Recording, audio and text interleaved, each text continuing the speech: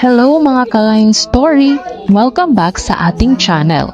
Ngayong araw, may panigbago na naman tayong adventure dahil pupunta tayo sa isa sa mga natural attractions dito sa Samar, ang Saob Cave sa Basay, Samar.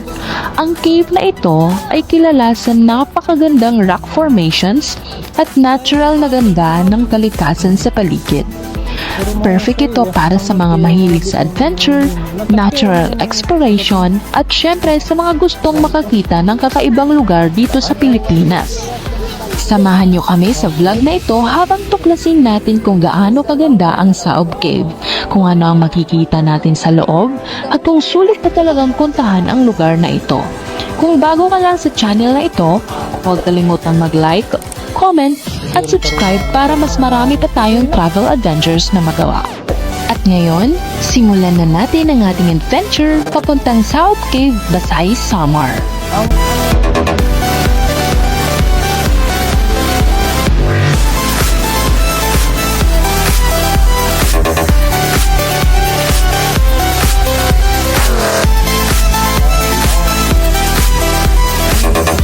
Ngayon ay tatawid tayo sa isa sa pinakasikat na tulay dito sa Pilipinas, ang San Juanico Bridge. Ang tulay na ito ay nagdurugtong sa dalawang probinsya, ang Leyte at Samar. Kaya sa pagtawid natin dito, para na rin tayong naglalakbay mula sa isang isla papunta sa isa pa. Habang nasa gitna tayo ng tulay, makikita ninyo ang napakagandang tanawin ng dagat sa magkabilang side. Ang tubig ay napakalawak at minsan makikita pa ang mga bangka ng mga mangingisda na dumadaan sa ilalim ng tulay. Ang San Juanico Bridge ay kilala rin bilang isa sa mga pinakamahabang tulay sa Pilipinas na nakatayo sa ibabaw ng dagat. Kaya talagang kakaibang experience ang tumawid dito lalo na kapag road trip. Habang bumabiyahe tayo, mapapansin nyo ang kakaibang design ng tulay. May mga kurba ito na parang alon, kaya kapag tinitingnan mula sa malayo ay napakaganda talaga. Kapag nandito ka sa tulay na ito, mararamdaman mo talaga ang preskong hangin mula sa dagat at ang napakagandang view na talagang perfect para sa travel vlog at drone shots. Ito rin ang isa sa mga tourist attractions na madalas puntahan ng mga bumibisita sa Tacloban at Samar. Marami ang humihinto para magpa-picture at mag-enjoy sa view ng tulay. At ngayon mga ka-Line Story, papalapit na tayo sa kabilang side ng tulay papunta na sa Samar. Ibig sabihin, mas malapit na tayo sa susunod nating adventure destination. Talagang ibang experience ang road trip kapag dumadaan sa mga iconic na lugar tulad nito. Hindi lang basta biyahe, kundi isang pagkakataon din para makita ang kagandahan ng ating bansa.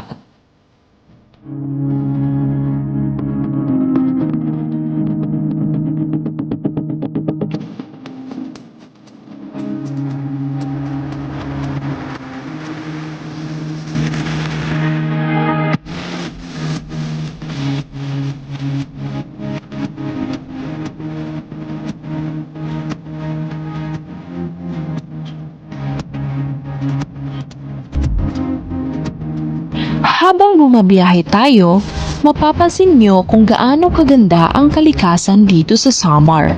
Makikita natin ang mga bundok na napapalibutan ng luntiang mga puno, mga bukirin, at ang sariwang hangin na talagang nakaka-relax.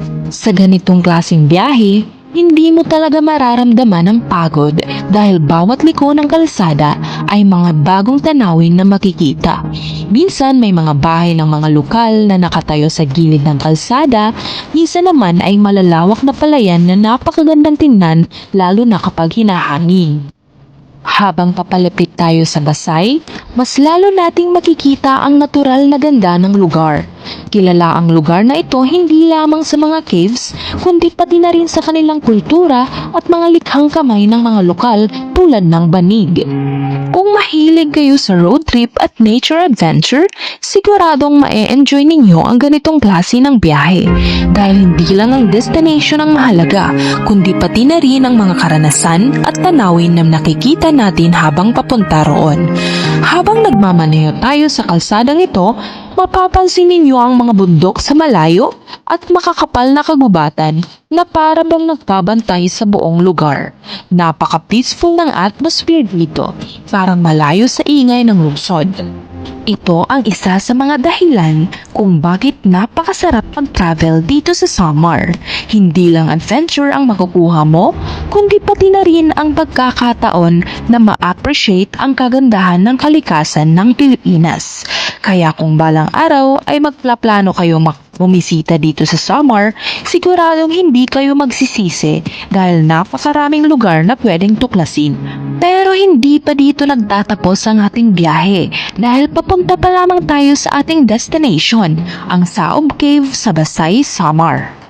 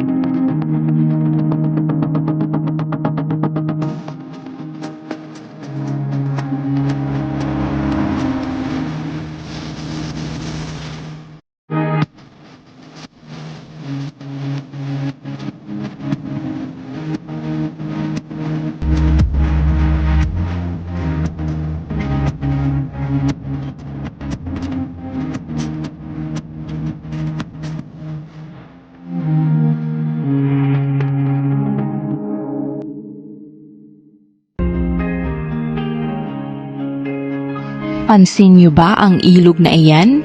Isa yan sa natatanging likas na yaman ng Basay, Samar, ang Golden River. Ang Golden River ay kilala sa kanyang malinaw at kumikislap na tubig na lalo pang nagiging kapansin-pansin kapag tinatamaan ng sikat ng araw, dahilan kung bakit ito tinawag na golden. Ang ilog na ito ay hindi lamang magandang tanawin, kundi isa ring mahalagang ekosistema para sa mga halaman at hayop sa paligid nito. Bukod sa likas na ganda, ang Golden River ay bahagi rin ng rutang patungo sa Sohoton Cave, isa sa mga pinakasikat na atraksyon ng Basay.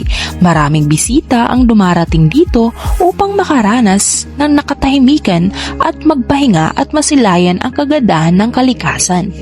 Ang lugar na ito ay nagpapaalala sa atin ng kahalagahan ng pangangalaga sa ating kalikasan sa pamamagitan ng tamang pag-aalaga at responsableng pamamasyal.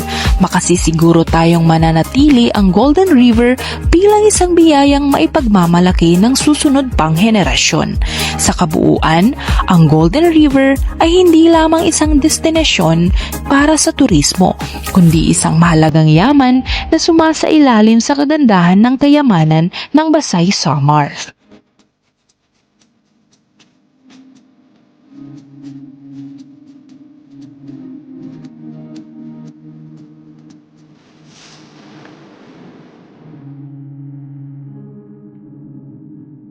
Sa wakas ay narating din natin ang ating destinasyon. Ngayon ay nandito na tayo sa Saob Cave. Kung mapapansin ninyo, ang cave na ito ay nasa gilid lamang ng kalsada. Kaya kung nagplaplano kayo magpunta rito, hindi kayo mahihirapang hanapin dahil nasa gilid lang ng kalsada ang Saob Cave. At bago kami pumasok sa loob, ay grab muna namin ang opportunity na magpa-picture sa kanilang entrance.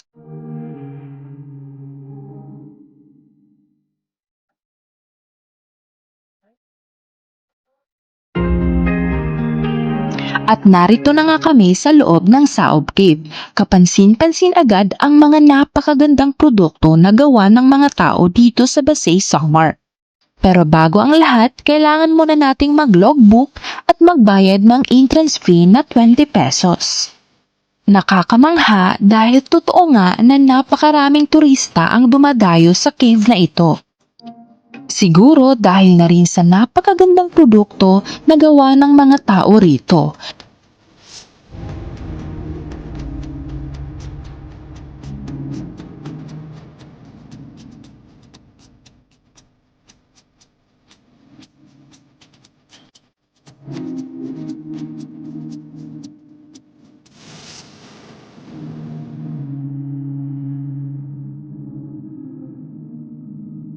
Makikita nyo sa bahaging ito ang halimbawa ng kanilang napakagandang produkto.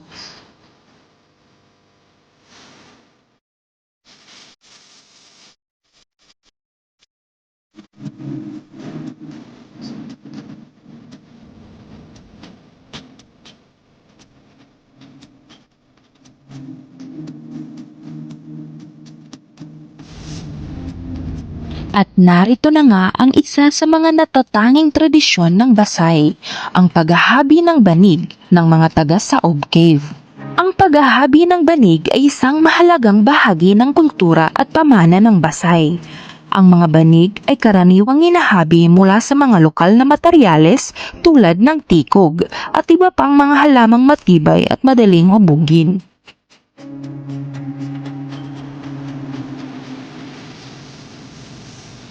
Ang bawat banig ay produkto ng maingat na paggawa at masusing proseso mula sa pagpili ng tamang materyales, pag-aalis ng hibla, hanggang sa maingat na paghabi ng disenyo.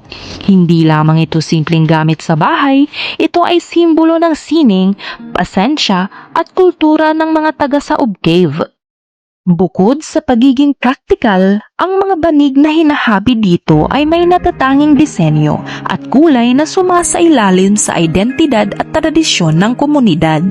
Ang kahalagahan ng paggawa ng banig ay hindi lamang sa pang-araw-araw na gamit, kundi pati na rin sa pagpapanatili ng kultura at pagpapasa nito sa susunod na henerasyon.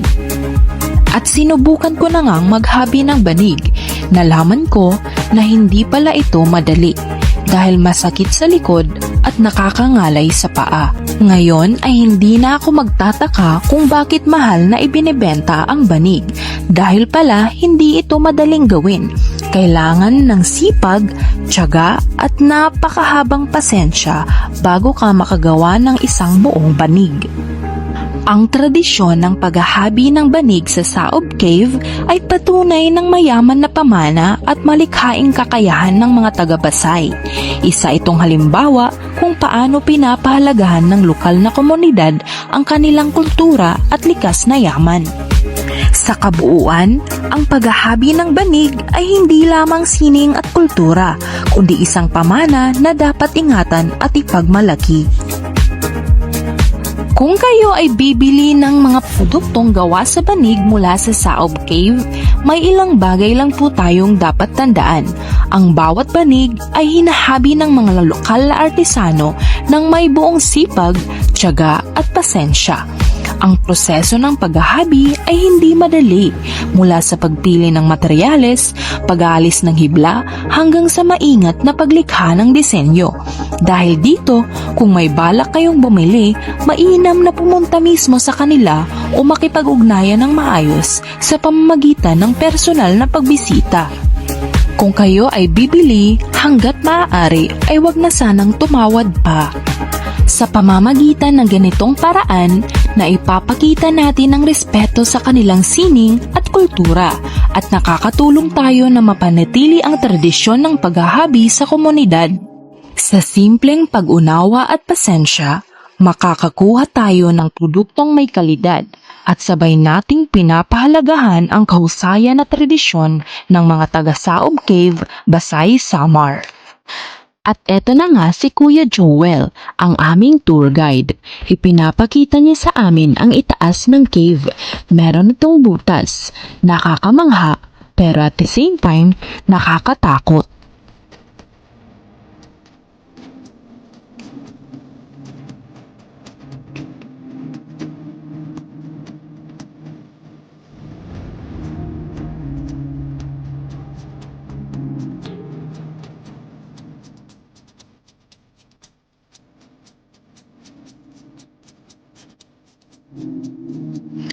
Ang Saob Cave ay isang natural na kuweba na kilala sa kamanghamanghang rock formations. Isa itong mahalagang destinasyon para sa mga nagnanais makaranas ng adventure at malapitang pakikipag-ugnayan sa kalikasan.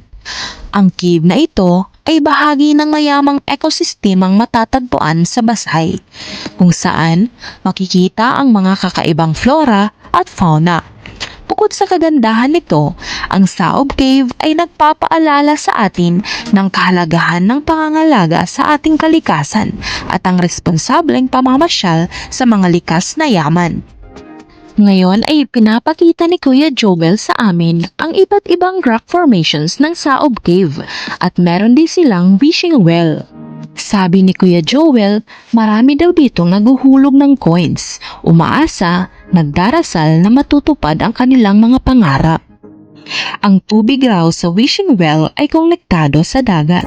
Linagyan nila ito ng bakod para maging safe ang mga magwi-wish at walang maaaksidente.